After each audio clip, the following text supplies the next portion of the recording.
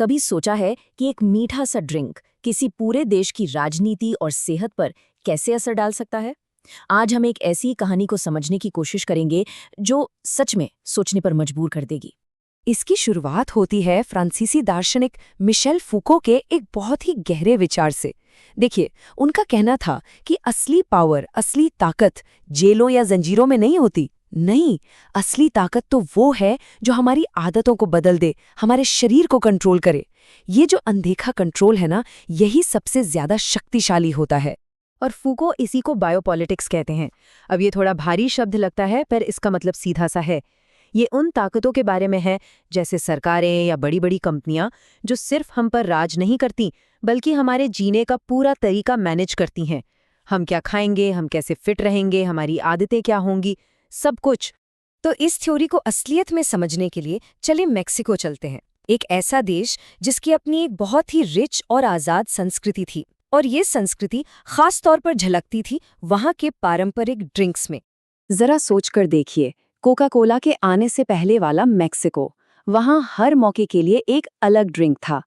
किसानों के लिए ताकत देने वाला पोज़ोल, त्योहारों के लिए मज़ेदार तजाज़ थे।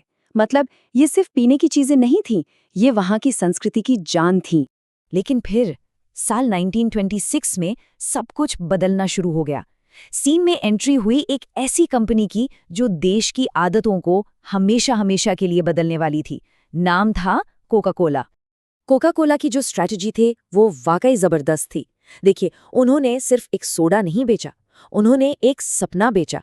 विज्ञापनों, लोकल स्पॉट्स को स्पॉन्सर करके और बड़े बड़े सितारों का इस्तेमाल करके उन्होंने धीरे धीरे कोका कोला को मैक्सिकन पहचान का ही एक हिस्सा बना दिया।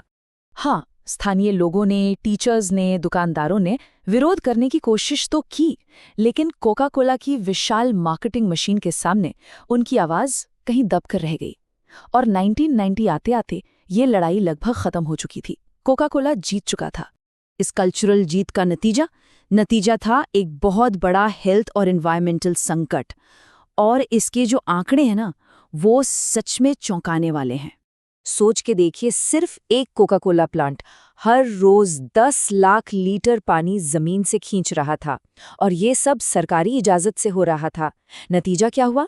आसपास के कुएं सूखने लगे। और दूसरी तरफ लोग क्या पी रहे थे? Coca Cola.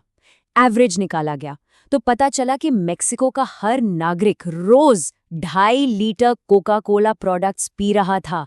जी हाँ, पानी से भी ज्यादा। अब इसका सेहत पर जो असर हुआ वो तो बहुत ही भयानक था। देश में डायबिटीज की दर बढ़कर 16% हो गई, जो दुनिया के एवरेज से कहीं कहीं ज्यादा थी। अब जाहिर सी बात है, जनता का गुस्सा बढ़ने लगा और ये मुद्दा प्रेसिडेंशियल इलेक्शन का एक सेंट्रल पॉइंट बन गया।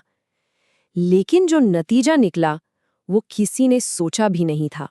तो हुआ ये कि एक नए राष्ट्रपति आए, उन्होंने जांच का वादा किया, और फिर रिपोर्ट्स आईं। और रिपोर्ट्स ने क्या कहा कि अरे, ये पानी की कमी तो क्लाइमेट चेंज की वजह से है, और डायबिटीज वो तो लोगों के खराब खान पान और आलस की वजह से है। कोका कोला का तो जिक्र तक नहीं था। और अब आता है कहानी का सबसे बड़ा मोड़। जानते हैं ये राष्ट्रपति कौन थे? ये थे कोका कोला मेक्सिको के पूर्व सीईओ। और मजे की बात यह है कि प्रेसिडेंट का टर्म खत्म होने के बाद वो वापस कोका कोला में एक बड़ी एग्जीक्यूटिव पोजीशन पर चले गए। पर यह खेल और भी गहरा है। सोचिए, जब लोगों का पानी खत्म हो गया तो उन्होंने क्या खरीदना शुरू किया? Bottled water. और मेक्सिको का सबसे popular bottled water brand Topo Chico, जानते हैं किसका था?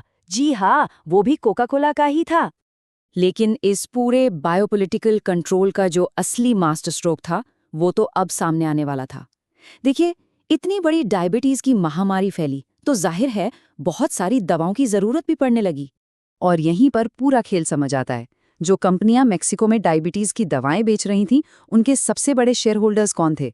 वही जो कोका कोला के सबसे बड़े शेयर होल्डर्स हैं। मतलब जो ताकतें बीमारी बेच रही थीं, वही उसका इलाज भी बेच रही थीं। तो ये पूरी केस स्टडी फूको की उस बायोपॉलिटिक्स की थियरी को एक डरावनी सच्चाई की तरह हमारे सामने रख देती है, और अपने पीछे छोड़ जाती है एक बहुत ही जरूरी सवाल जो हम सबको सोचना चाहिए। जब सिस्टम इतने परफेक्ट तरीके से डिजाइन किए जाते हैं तो हमें सोचने पर मजबूर होना पड़ता है, क्या हमारे रोज के फैसले वाकई हमारे अपने हैं, या फिर हम बस एक बहुत बड़े प्रॉफिट वाले खेल का हिस्सा हैं जिसमें नतीजे पहले से ही तय हैं।